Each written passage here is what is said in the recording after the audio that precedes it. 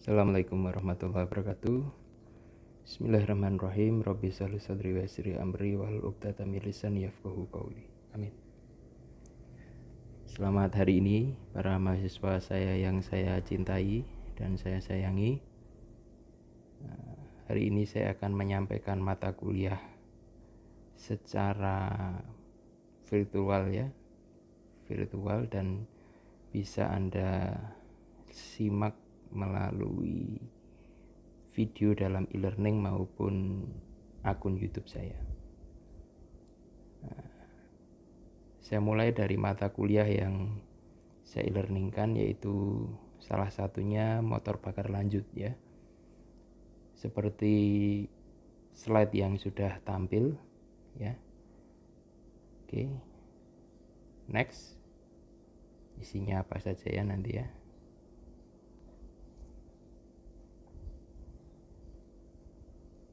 Oke.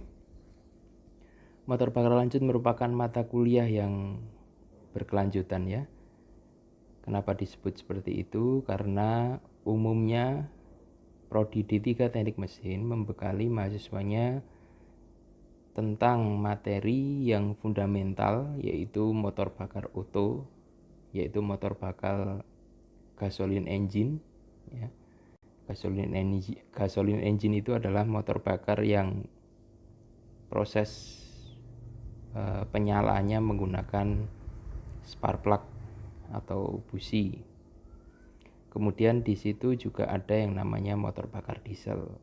Motor bakar diesel itu proses penyalaannya menggunakan kompresi atau bisa kita sebut dengan compression engine ya. Kompresi yang menghasilkan panas sehingga dapat menyalakan bahan bakar di dalamnya. Nah, umumnya kedua basic engine tersebut diberikan pada siswa D3 Teknik Mesin. Tetapi saya memberikan pengembangan karena zaman semakin maju, maka saya berikan mata kuliah motor bakar lanjut yang isinya di situ adalah mesin-mesin yang digunakan oleh kereta api, kapal. Yang paling canggih ini adalah mesin dari pesawat terbang.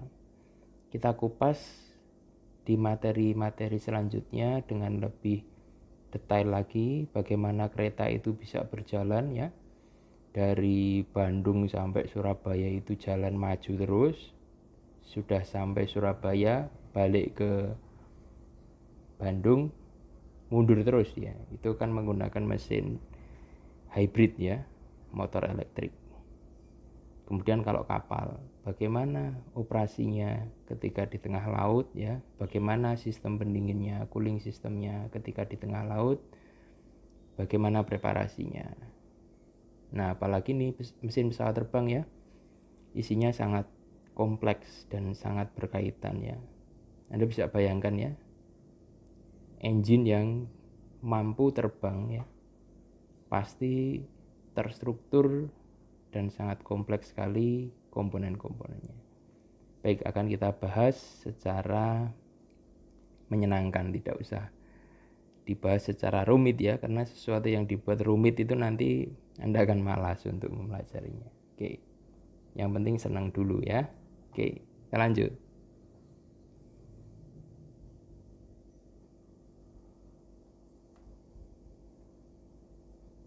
Oke, pesawat terbang yang umum dipakai di Indonesia, kita kenalan dulu ya nih dengan pesawat terbang yang sering beroperasi di Indonesia.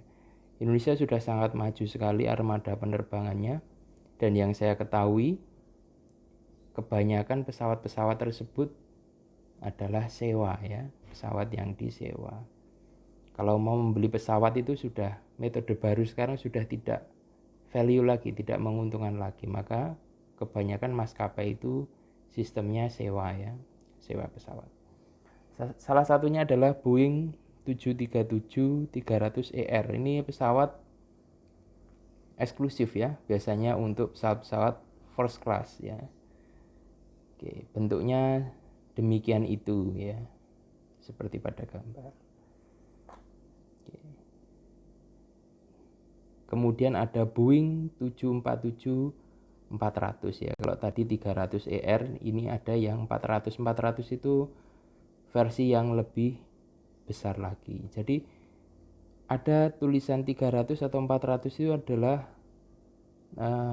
salah satu penciri dia muat berapa orang gitu lah, loadnya. Kalau Anda lihat di situ pesawatnya pada kabin bagian depannya ada 2 jendela yang tumpuk ya. Itu kalau Anda lihat di situ ya.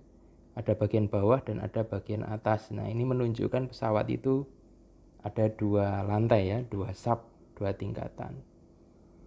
Pesawat-pesawat macam seperti ini itu biasanya digunakan untuk para jemaah haji atau penerbangan-penerbangan internasional ya. Tidak penerbangan domestik ya, tidak untuk rute domestik seperti itu.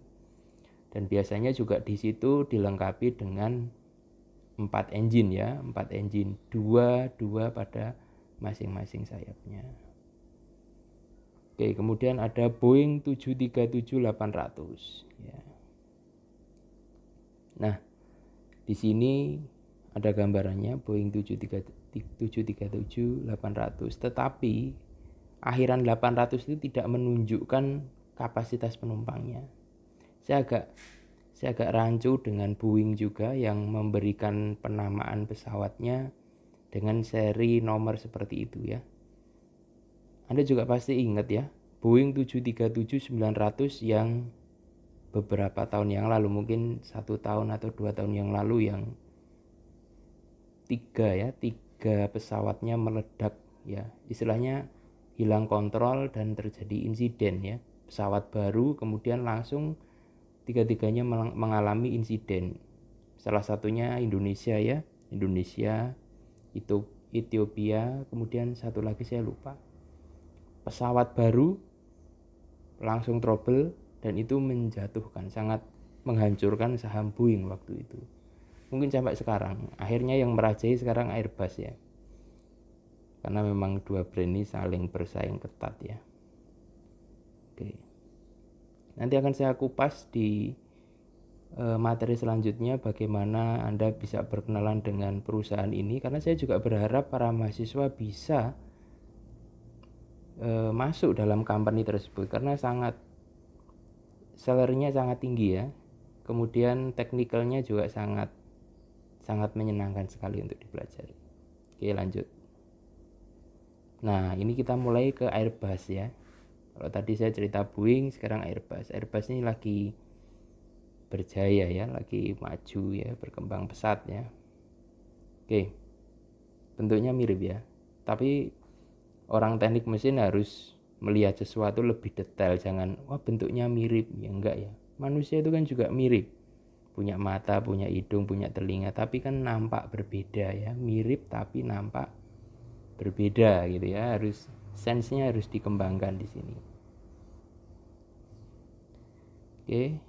Kemudian yang ini Airbus A330-200. Oke.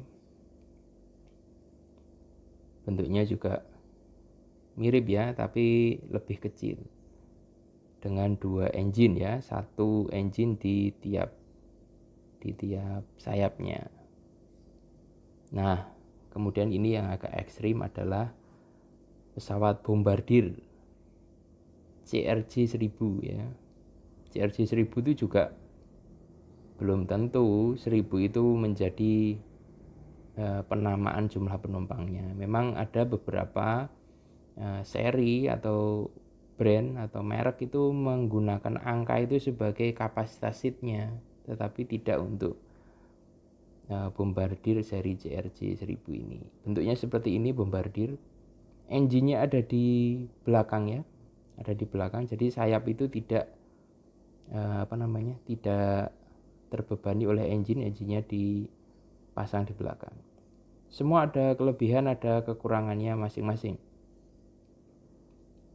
Pesawat bombardir ini pesawat yang cukup nyaman dan tidak terlalu bising karena engine-nya ada di belakang. Sedangkan pesawat-pesawat penumpang yang sebelumnya yang bermesin pada sayap itu lebih bunyinya lebih bising ya, lebih bising, tetapi juga karena titik powernya ada di tengah, maka pesawat-pesawat dengan engine di tengah itu lebih stabil ya dibandingkan dengan pesawat yang berenjin bagian belakang seperti ini. Semua ada kelebihan, ada kekurangannya masing-masing yang nantinya akan saya jabarkan. Saya berbicara secara global dulu ya di sini.